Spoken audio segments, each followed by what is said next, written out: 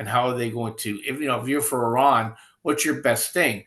You can't go toe to toe with Israel, so maybe you blow up something that raises the price of energy, which benefits you economically.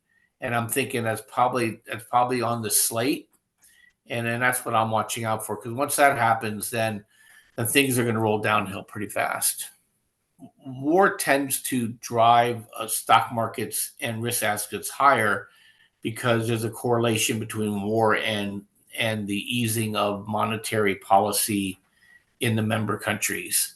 So when there's a war happening, they'll start inflating the currency because people get scared. Velocity goes down, so they increase supply.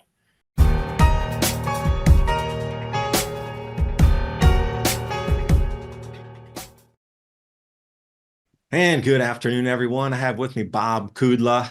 We're both feeling a disturbance in the ether. We thought we'd talk about, for me, what's going on with shipping and how that might affect agriculture and everything else in our lives, including base metals and just things that would randomly disappear from your store. So you look around the world, the choke points are getting choked, and it seems like a lot of forces are getting more aggressive, but where's the opportunity in that? We see these ebbs and flows of war cycle, civilization cycle. So we're at it again, and we're just identifying points along those lines, the dots in a trend. So, Bob, I appreciate you joining me.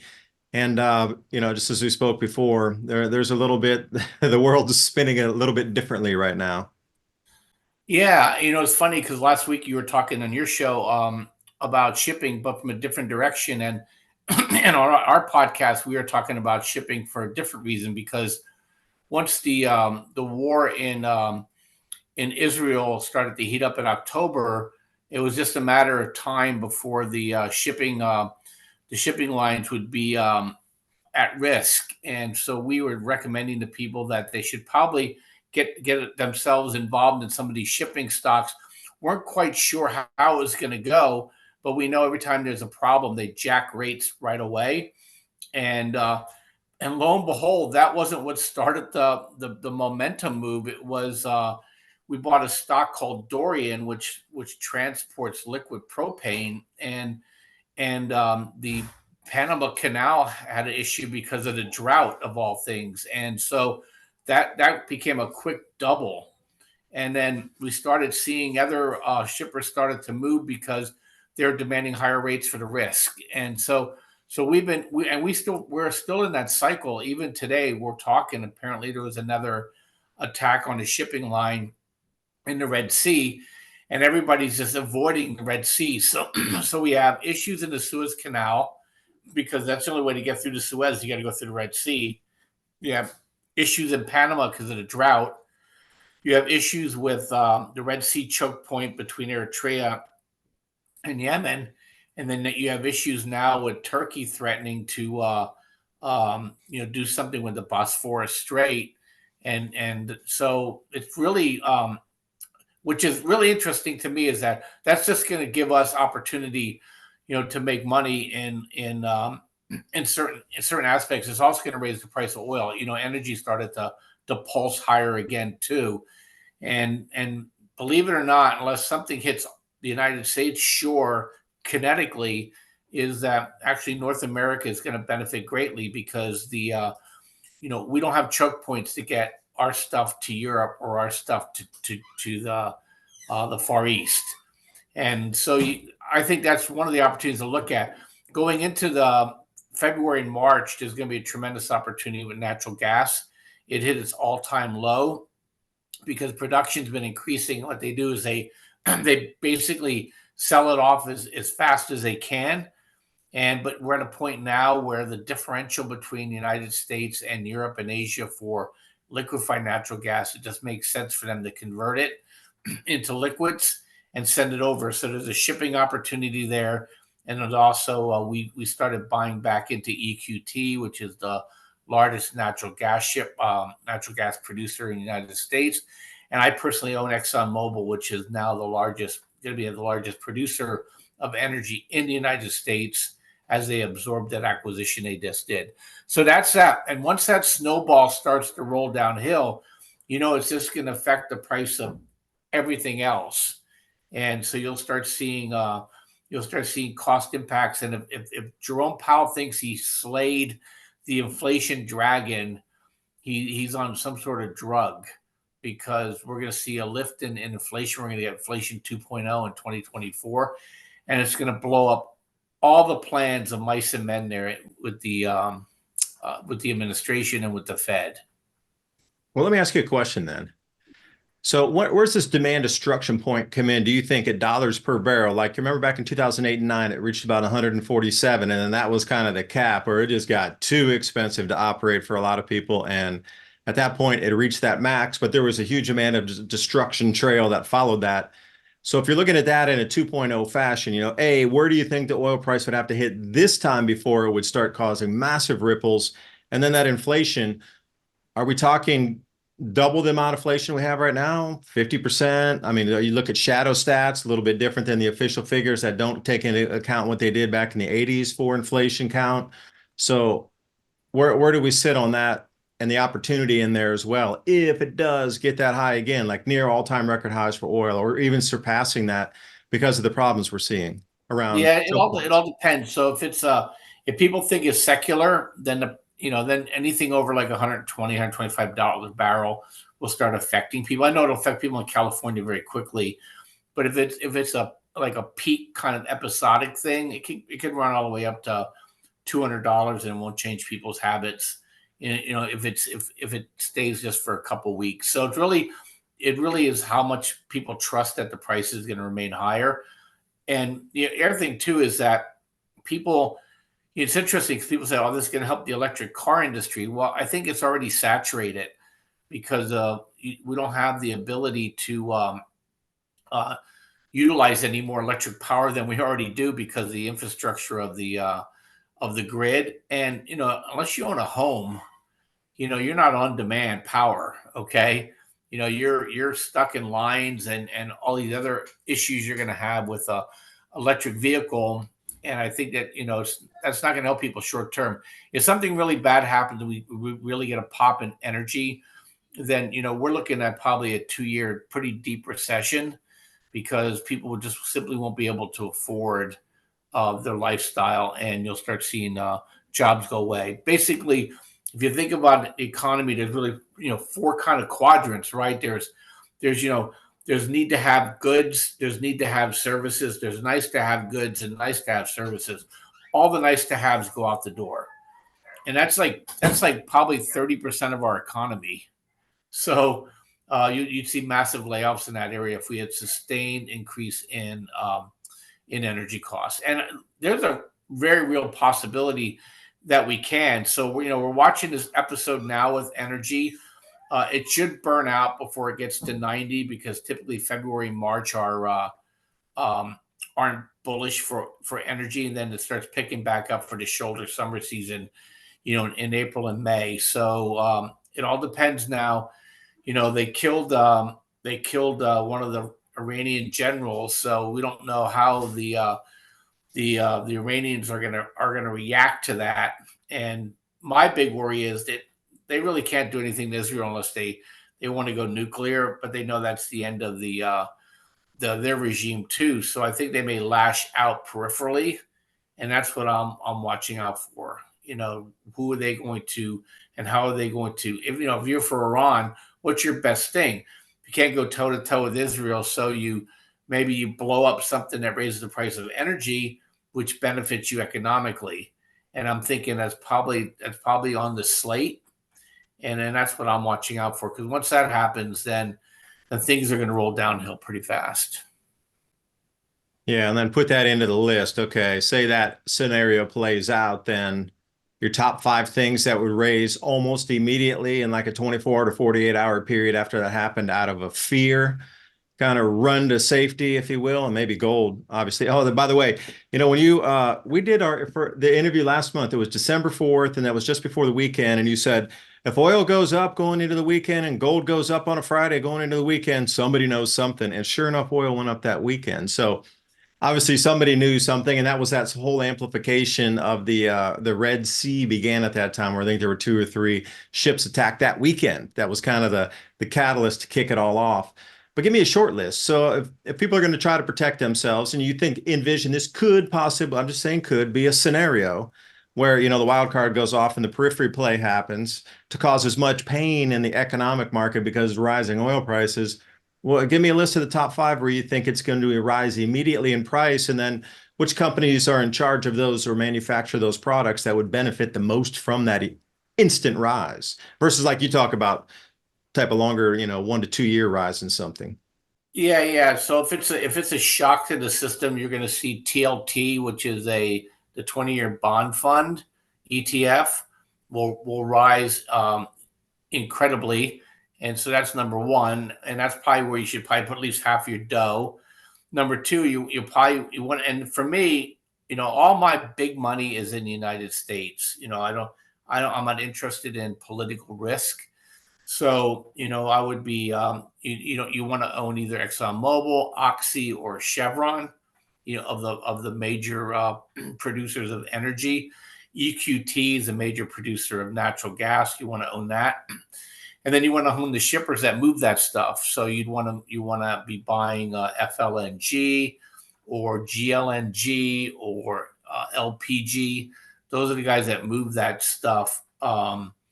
And then also the oil tankers would be their rates would skyrocket. So you'd look at Scorpio, STNG, Frontline, FRO. That's what my area of interest would be, and I would be shorting everything, anything that's not that, tech related, discretionary related.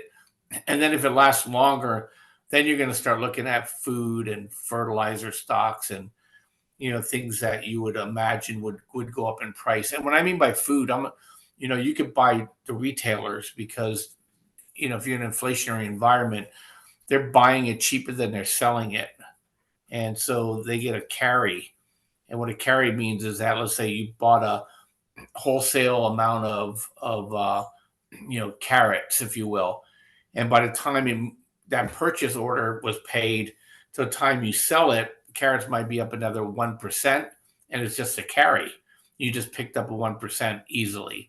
And so that's what you're going to start seeing. And I personally, I don't believe the hocus pocus. My personal life, our cost of living is up 10%. So I think we're probably in that 8 to 10% rate and there's a difference between inflation rate and cost of living. People don't understand that. Inflation is a monetary term based on the supply of money, the speed in which it's moving through the economy over the increase in productivity. So that's inflation. Cost of living is that you can have a zero inflation environment and you can have a higher cost of living because of supply and demand imbalances. And I think that's when you get this yin and yang where people pull their hair out. Well, how can they say inflation rate's this or that? It's because it's a construct, and versus you and I personal living, those are cost of livings. And that's where a lot of the confusion comes from, and they suppress it because they count hedonics and crazy crap like that. Just because you're more productive, if you don't have the cash, you're not buying the productivity. That's the flaw in that argument. But that's where I'd put my money, and that's what we're watching. And Oh, wait, and I'm Bob, while you're fully talking about invested that, yeah, what they're now. watching, go to tradewith2030.com and they'll hook you up there and you can check out the trades, what they're doing. And Bob, you can speak to it more eloquently. But the velocity of money smacking into a brick wall. And yeah, continue. I interrupted you there. We put some really good discounts on our service to Dave. So go to the landing page that he gave you, and if you forget, you come to our site. Let people know that your watch just tapped 2030, so I can apply the appropriate discounts to you and give Dave credit so I could support his show financially. So and the prices are good until the this Saturday. So it's going to be good till Sunday night, the 31st. So you can take advantage of the pricing there. It's really good pricing. You can trade stocks with us. You can trade crypto with us. We trade the crypto miners too. That's everything I was going to say. So you'd see probably a lift in Bitcoin. You'd see a lift in Mara and Clean Spark and Wolf et al. in that environment. Bitcoin is proving to be a risk averse asset like gold. And so you want to keep an eye on that. Beyond that, if we don't have episodes like that, there should be a pullback in the crypto space because of liquidity drying up. And then when the Fed has to really turn on the gas, those things will have jets on them and they'll start flying. And you'll see the moves we had, the dare to dream moves we had a couple years ago will come back in. You'll see 6 to 10x moves in some of these some of these smaller miners, and probably 4 to 6x moves in Riot and Mara, but that's subject to QA kicking back in. Yeah, what kind of relationship do you see on Middle East or like war fear index pushing something on the inverse? I mean, there's got to be some relationship or something built in an algorithm that can pin that down to kind of what we're seeing now, and then how does it drive that market as a whole versus just the miners or a couple of the top coins up there, and Bitcoin, Ethereum, Yeah, Monero, and so what XRP, something like that. yeah, the war tends to drive stock markets and risk assets higher because there's a correlation between war and the easing of monetary policy in the member countries. So when there's a war happening, they'll start inflating the currency because people get scared. Velocity goes down, so they increase supply. So that's probably what you'll see in that environment. So you'll start seeing prices go up. At some point, it chokes people off, right? It's you get if food prices get too high, energy prices, people always seem to be able to work it around somewhat, some way. Food prices get too high, it becomes intolerable for people. And that's when you'll see more than Argentina and Netherlands go hard right. You'll see probably a plethora of countries abandoning the old order, if you will. Yes, let me ask you a last question or so here, because you just mentioned gold and people run to flight to safety. So the London Bullion Metals Exchange, at least as I was told, is not writing dollar settlement contracts any longer. They're looking to Shanghai to do it in that arbitrage where it's like what, $50 or $60 now an ounce over what the COMEX is writing per ounce. I mean, that was $120 for a while, and then it came down to something close to 10 again, and then whoosh, it's back up to somewhere around 60. So I mean, how this whole gold, countries are moving so much gold around. I mean, where does that leave for the individual investor? I know they don't really drive a huge rally in gold, but I mean, what about the nations or these companies that are now setting themselves up to get traded into BRICS aligned nations? I know that's not really the best term to put it, but more of a gold-backed world that we might head into if there's a deep fear of war or if something gets reset during that war cycle this time. Yeah, I'm more into the miners that produce it The because they have miners, leverage. okay, that's it. Thank you. That's Yeah, it. they have That's the leverage to it. question. Yeah, and I'm not. I don't think the BRICS are really. They're non-entity as far as I'm concerned. Well, it's going to take Russia, a minute for that to happen, but the yeah, talk's out there. It's on the street. yeah. So Russia's a failed state. China is ready to implode. India is hopelessly corrupt and internal looking, and Brazil's probably the baddest boy on that block, but they're just ag related, and they rely a lot on exporting to the United States. So if they really became a threat to our dollar hegemony, we would just simply cut them off. And I think they have to really be worried down there because Argentina went hard right and went dollar strong. And so that's going to probably put a lot of pressure on Lulu or Lula, whatever his name is down there, that they can't just get away with monetary debasement anymore. If you have the guy from Argentina basically making that country a haven for investment, it would just use the giant sucking sound would be coming out of Rio de Janeiro, and be heading into the hinterlands of Argentina. Yeah, imagine tourism too. Everybody's running down there. Wow, the most incredible food, wine, whatever, travel, and a little bit less than it did cost doing there. Now, one last question for you. Now, with all this shipping disruption and things taking 3 weeks longer now to round Cape of Good Hope down there, like when these vessels arrive in and they're going to be looking for berthing spots and transshipping, and they're going to look for feeder vessels coming in, but oops, they'll miss the boat. It's like, oh, I missed my plane or whatever. So how long is this bottleneck's gonna start occurring in about another 2.5 weeks or so after everything starts arriving at just the wrong times and they miss the reloads and then something didn't get to the final destination, but they had to sail anyway because they were already on a schedule. So, I mean, walk me through that. In the beginning, it's going to be kind of messy, but how long do you envision before it does, kind of come back to some normal, even though they take that much longer route around?